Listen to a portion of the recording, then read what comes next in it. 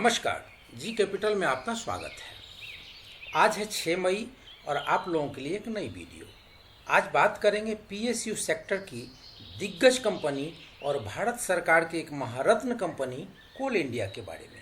विस्तृत जानकारी के लिए वीडियो को अंत तक देखें। कोल इंडिया भारत सरकार की महारत्न कंपनी है, निफ्टी 50 इंडेक्स की कंपनी है। यह बात अपने आप में ही अहम है, किंतु देश की अर्थव्यवस्था में इस कंपनी का कितना योगदान है, यह एक छोटी सी बात से ही पता चल जाएगा कि देश के अंदर जितनी कुल बिजली की ज़रूरत है उसकी पूर्ति का 70% भाग कोल इंडिया से उत्पादित कोयले पर निर्भर है। चाहे जितनी सोलर एनर्जी या पवन ऊर्जा या हाइडल ऊर्जा या परमाणु ऊर्जा की बात कर ली जाए, किंतु भारत की बिजली आपूर्ति का मुख्य स्रोत थर्मल पावर पर ही आधारित है, जिसका रॉ मटेरियल कोयला है। और इतने प्राइवेट कोल कंपनियों के आ जाने के बावजूद कोल इंडिया पर 70% की निर्भरता है। तो फ्रेंड्स, इस कंपनी के फ्यूचर के बारे में जानने से पहले बीपी एनर्जी आउटलुक 2019 में छपी सर्वे की बात करें तो चाहे वैकल्पिक ऊर्जा जितनी जोर लगा ले, 2040 तक जाकर कोयले पर निर्भरता थोड़ी कम होगी तो भी 48% की निर्भरता बनी रहेगी। मतलब आज की बात छोड़ दें, 2040 की बात करें तो भी इस कंपनी की हिस्सेदारी हमारे आवश्यक ऊर्जा के कुल उत्पादन में लगभग आधी रहेगी। तो अगला 20 साल इस कंपनी को कोई चैलेंज नहीं है। अब निवेश के नज़रिए से बात करें तो पहले तो भारत सरकार की महारत्न कंपनी, दूसरी अगले 30-40 साल इसके बिना भारत की अर्थव्यवस्था ही रुक जाएगी, और तीसरी बात आती है इसके शेयर की खरीद प्राइस या डिविडेंड इत्यादि। तो इसके लिए इसके रिटर्न को देखना पड़ेगा। तो इसके रिटर्न को देख लें। वन डे में 3.07%, आज 3.07% के निगेटिव रिटर्न दिया। एक हफ्ते की बात करें तो एक हफ्ते में 2.06% का पॉजिटिव रिटर्न। एक महीने की बात करें तो 1.49% का निगेटिव रिटर्न। एक साल की बात करें तो लगभग 46.78% का निगेटिव रिटर्न। तो ये रही इसके रिटर्न्स की स्थिति। अब इसके पी की बात करें, पी रेशियो 4.75 है, पीबी 3.11 है। और यहाँ देखिए जो सबसे इसकी खूबसूरत बात और सबसे आपके फायदे की बात जो है वह है यहाँ पे डिविडेंड यील्ड 9.49%। फिक्स डिपॉजिट का रेट जो है वो भी 7% से ज़्यादा नहीं है, लेकिन ये कंपनी आपके निवेश पर 9.49% का डिविडेंड यील्ड देती है। जो सेक्टोरल पी है वो 10.48 है।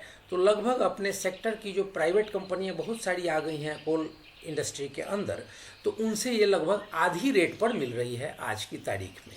अब सेक्टोरल डिविडेंड देखें, इसी क्षेत्र की किसी अन्य कंपनी में निवेश किया होता तो वहाँ पर आपको मिलेगा डिविडेंड 2.83%, और यहाँ पर आपको मिल रहा है उससे 3 गुना से भी ज़्यादा, लगभग 3.5 गुना 9.49% डिविडेंड।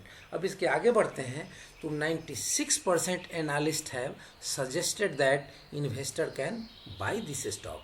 96% लोग ये बोल रहे हैं कि इसमें अभी बहुत सही समय है, बहुत बॉटम पे आ चुका है और इसमें बहुत नीचे अब जाने की गुंजाइश कम बच रही है, इसे बाई करना चाहिए।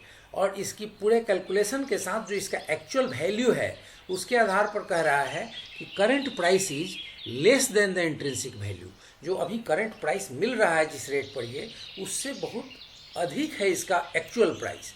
इसके फाइनेंशियल को देखें तो आप देखेंगे कि लगातार 2016 से लेकर के अभी तक जो आंकड़े हैं, साल दर साल इसने रेवेन्यू में इजाफा किया है। और जो पिछला साल फाइनेंशियल ईयर था जहां रेवेन्यू 14.88% का ग्रोथ था, वहीं इसके प्रॉफिट में 148% की ग्रोथ थी। पिछले साल इसने जो डिविडेंड दिया था वो पर शेयर 12 रुपये का था।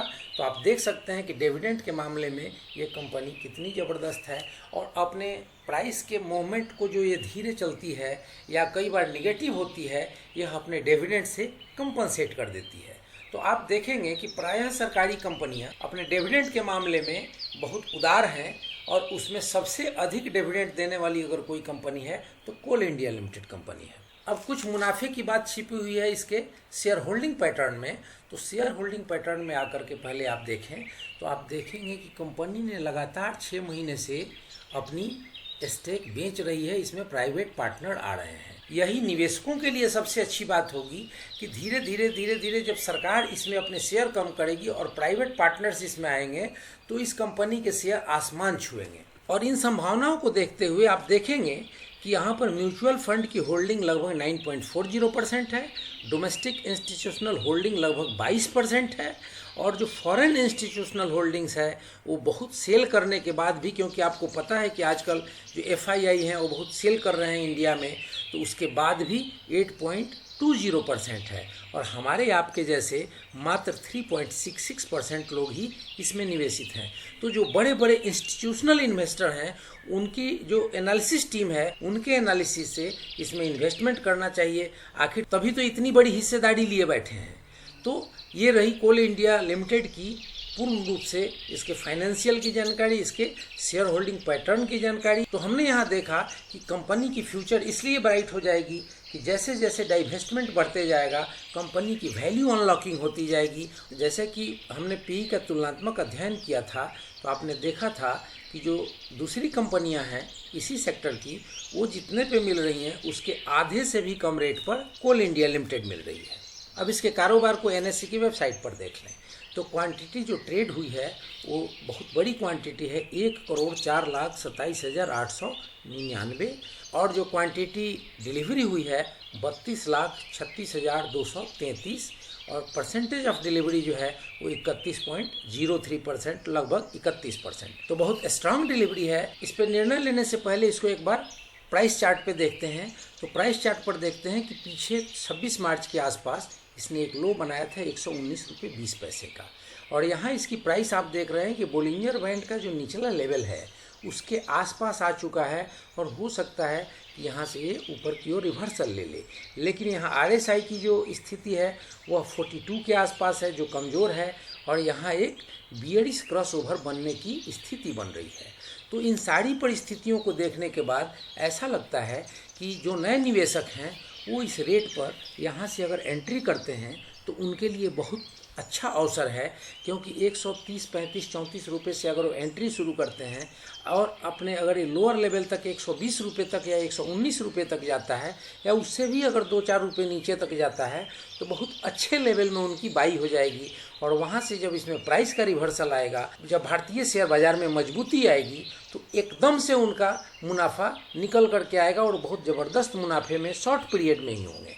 और जो निवेशक अधिक दरों पर इसमें निवेशित हैं, जैसे उन्होंने अगर 150 रुपये के आसपास या उससे भी ऊंचे दरों पर निवेशित हैं, उनके लिए यह एक्यूमुलेट करने का, अपने प्राइसिंग को एवरेज करने का बेस्ट मौका है। तो वहाँ से उनको जो नुकसान का परसेंटेज दिख रहा है उनकी पोर्टफोलियो में वो कम हो जाएगी, और जैसे ही प्राइस का रिवर्सल होगा जब उनके एवरेज करने के बाद, तो जल्दी ही उनके प्राइस माइनस से प्लस में आते दिखेंगे। क्योंकि कोल इंडिया लिमिटेड एक निफ्टी 50 इंडेक्स की कंपनी है और हर तरफ से साफ़ सुथरी कंपनी है, इसके व्यापार में कोई खोट नहीं है, इसके फंडामेंटल्स में कोई कमी नहीं है, तो इसमें निवेश करने में अपेक्षाकृत कम जोखिम है। वैसे जो निवेश होता है वो तो subject to the market risk होता ही है, फिर भी आप निवेश से रिलेटेड जो फाइनल निर्णय लें अपने फाइनेंशियल एडवाइजर के साथ बैठ कर लें। क्यों? क्योंकि पैसा है आपका, तो उस पैसे को बचाने की जिम्मेवारी भी आपकी। तो फ्रेंड्स, ये वीडियो कैसी लगी आपको? वीडियो अगर अच्छी लगी तो लाइक करें, शेयर करें, सब्सक्राइब करें, और बेल आइकन बटन प्रेस करना ना भूलें ताकि ये वीडियो सबसे पहले आप तक पहुँचे। जय हिंद, जय भारत।